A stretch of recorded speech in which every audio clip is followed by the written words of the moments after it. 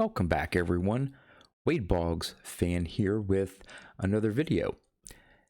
Today's video is a huge mail day for both of my PCs, both my Wade Boggs collection and my vintage PSA collection. With there being no mail on Monday, I got quite a few packages in the mail yesterday, so I thought I'd show all of them off. I've received 3 more cards for my Wade Boggs collection, and 2 of them are ones that I've been patient on in trying to get some higher end, I guess you could say, cards that I was finally able to pick up. And then on the vintage PSA side, I've been working on my 79 and 78s, but have been finding more 78s, and I'm only a couple away from completing all the 78s that I want to pick up. But this mail day has 5 1979 Topps, so took a big chunk out of the remaining ones that I need. In fact, I've started to turn my attention to picking up some 1977 Topps Hall of Famers.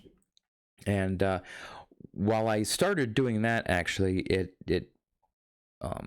was thinking that the term vintage, and this has been discussed on a couple other channels, like what defines vintage. And there are some that say, well, it's from 1979 and back. And some people include 1980. And I'm starting to lean toward the camp that feels 1980 is the start of vintage. That's the last year before Donruss and Flair entered the market and expanded the number of card companies out there. So while I started looking at and have picked up a couple of 77 Topps that I'm just waiting to get in the mail here to show off to everyone, I'm debating also now expanding and seeing if I can take a look at some 1980 Topps as well and add that. So I may be going in. I don't want to spread myself out too thin here. I still have, again, I think there's maybe 4 78s I need. And I think I'm down to maybe 8 or so 79s. And man, for those 79s, and even some of the 77s I'm starting to look at, all the listings seem to be like PSA 9s, like really high grade examples from some really high end set breaks. And I don't need, I've picked up some 9s, but there are maybe some lesser players, lower price point ones where, yeah, I can afford a 9. But for the most part, I'm in that 8 range, and in most of the 77s, I'm probably going to have to look at maybe half of them are going to be around 7s, and maybe a couple even below that slightly. But man, all the ones I see listed now seem to be, PSA 9s and the occasional 10. One of the ones I need, I think for both 78 and 79, Ted Simmons. And whenever I see a 78 listed, it's either a PSA 9 or PSA 10. And, the 10s, of course, go for several $100s, and the 9s are pretty expensive as well. I just want a nice 8. And they just don't seem to be popping up on eBay. So, it's slow going, but it's fun. And as you can tell here, I've been able to at times pick up groups of cards all around the same time period. So enough of that. I'm going to turn the camera around and show off the 3 Wade Boggs cards that I picked up and the 5 1979 Topps PSA Hall of Famers that I've picked up. And of course, I'll go over the answer to last video's trivia question, and I'll have a new one for everyone. So let's go take a look. All right, I'm going to start off with the Wade Boggs cards that I picked up. The first one is from 2011 Prime Cuts, and it's one that surprised me a little bit that I didn't have. It's not too hard. Well, based on the serial number, it's not too hard of a card to come by, but was actually hard to find on eBay, especially since it's going on 9 years now since it was released. But it's the biography game used bat card of him being a member of the 3000 Hit Club. I really like, even though it's not very colorful, I really do like the design of it.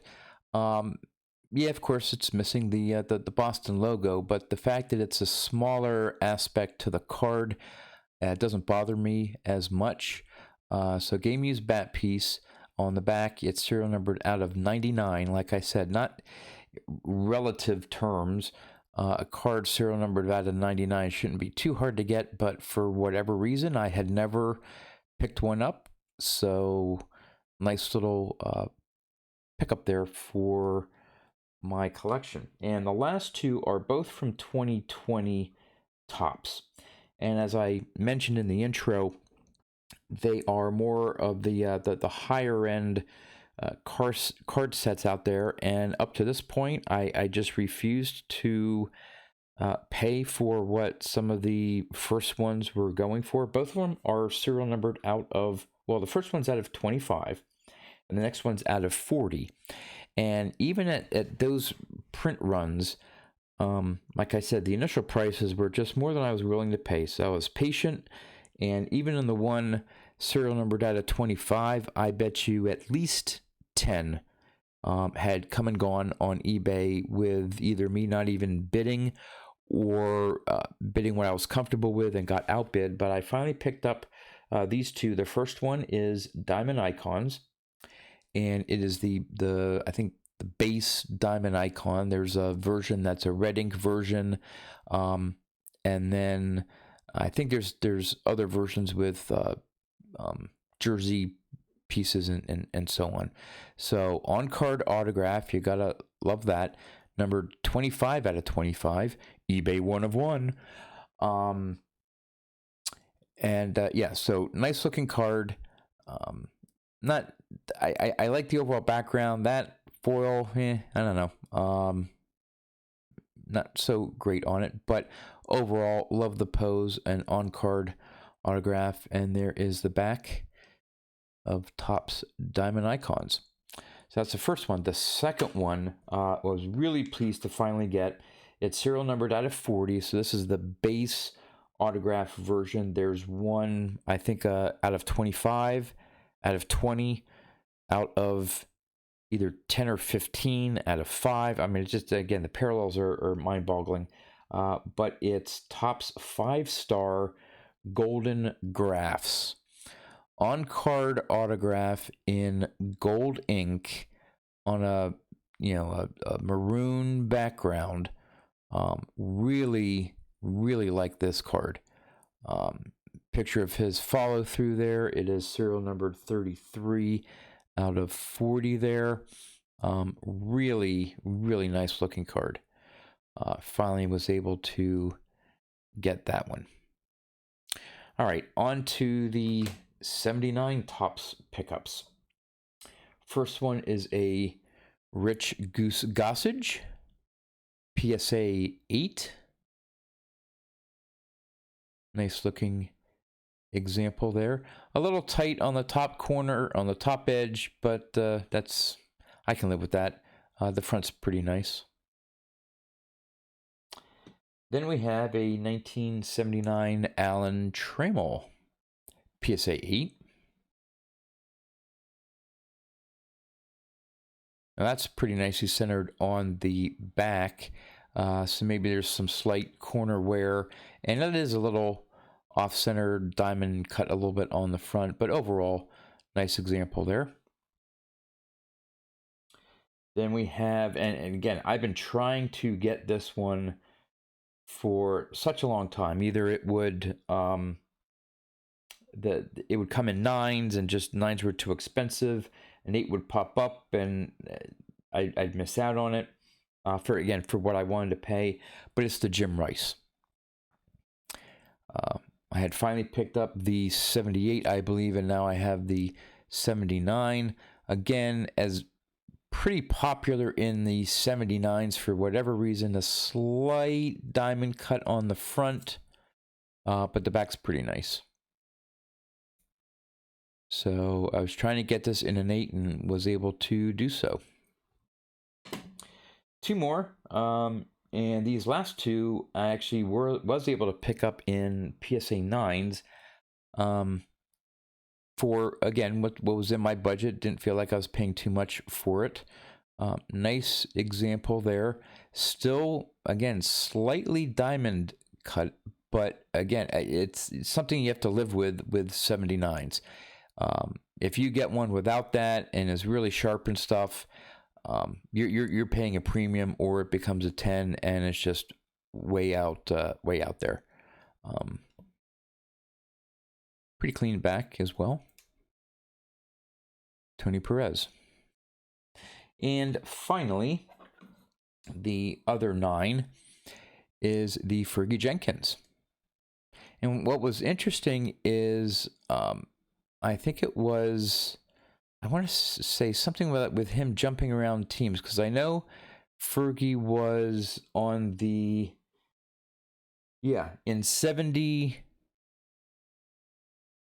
so 76 and 77, he was on the Red Sox. 78, he went with the Rangers, but his 78 Topps card shows him still with the Red Sox. But then he moved to the Rangers. He had been in there 78 and 79, but his 79 card shows him in a Rangers uniform. So there you have it there. And I'll put that one right there as we go into the trivia. So, yep, it is trivia time. And the question from my last video was, in June 1975, Hall of Fame pitcher Nolan Ryan threw his 4th of 7 no-hitters in his career.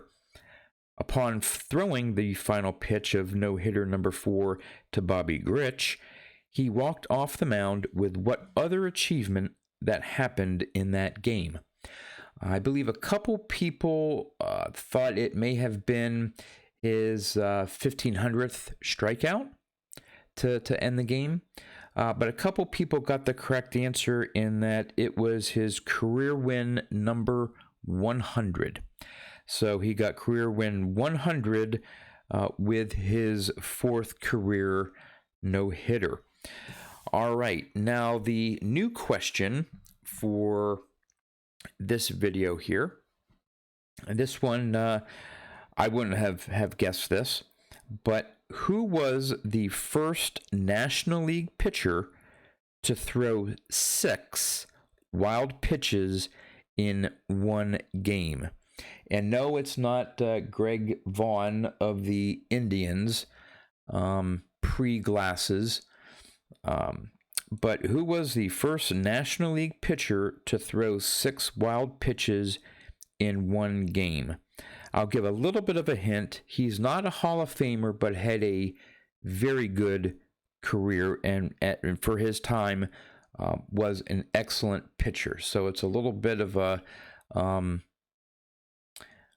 I don't know, goes against the grain that he would have 6 wild pitches in one game with the career numbers that he put up. So let me know what you think in the comments, and I will be providing the answer in the next video. So I think that's all I have for everyone. Thanks for watching, and I'll see you next time.